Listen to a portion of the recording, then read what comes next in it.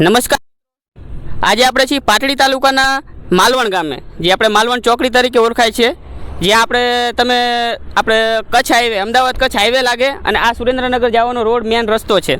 હવે આ કને 15-20 દિવસથી ખાડા પડ્યા હતા અને અવારનવાર બાઇક ચાલક ને ગાડીવાળા અવારનવાર આ કને પછડાતા હતા. 2 દિવસ પહેલાં હાલનામાં ત્રણ બાઇક ચાલકમાં 3 જણા પડી ગયા હતા અને સોશિયલ વર્કર દ્વારા આપણે જે સેટલા ગામના સરપંચ છે એમને પછી જવાબદારી લઈને પોતે જાતે જ આ ખાડા બુરવાનો નિર્ણય લીધો, જેમાં આપણા એક માલવણ ચોકડીના રિપોર્ટર રહેમાન શાહ દિવાન એમાં સામેલ થઈ અને ખાડા બુરવાનું કામકાજ ચાલુ છે. આપણે એમને પાસે થોડીક વાતચીત કરી. સરપંચ સાહેબ,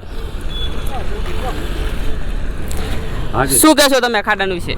આ ખાડો રહ્યો છેલ્લા 15 દિવસથી પાણી ભરાતું હતું અને પાણીના હિસાબે કોઈ વાહન ચાલકને કોઈ અંદાજ નહોતો આવતો. 2-3 દિવસ પહેલાં પાછળ મહિલા બેઠી હતી ને બાઇક સવારને મહિલા બંને આ ખાડામાં પડ્યા હતા અને ગઈ રાત્રે 2 સાઈડ ગટરો હોવાથી પાણીના હિસાબે ખાડો હોવાથી સાઈડમાં નાની ગાડીવાળા કે કોઈ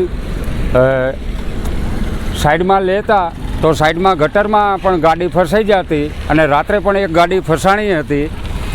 એટલે મેં આજ સવારે વાત સાંભળી પછી કોઈ મજૂર નહીં, અમારા ભાઈઓ થઈને આ ખાડો બુરાવી છીએ અને માનવતાનું એક કામ કરવા અમે આવ્યા છીએ. એટલે જે આજે ગટર છે આ સાપા આગળ બેંક છે આપણે, અને આ ગટર મેં અવારનવાર જોયું કે આ ગટરમાં અવારનવાર ગાડીઓ ફસાયેલી જોઈ, અને ગટર આખી બને ત્યાં સુધી ખુલ્લી જ છે. અવારનવાર આ ખાડા છે, તો આ ગટર આવી રીતે હોવી જોઈએ. હવે એ તો મને બહુ ખ્યાલ નથી, પણ મારો મકસદ એક જ હતો કે આ ખાડામાં કોઈ વાહન ચાલક ન પડે, એ માનવતાની દ્રષ્ટિએ જ હું આ ખાડો બુરાવું છું. આપણી સાથે આ કને રહેમાન શાહ દિવાન પણ હાજર છે, આપણે એમની સાથે પણ થોડીક વાતચીત કરશી.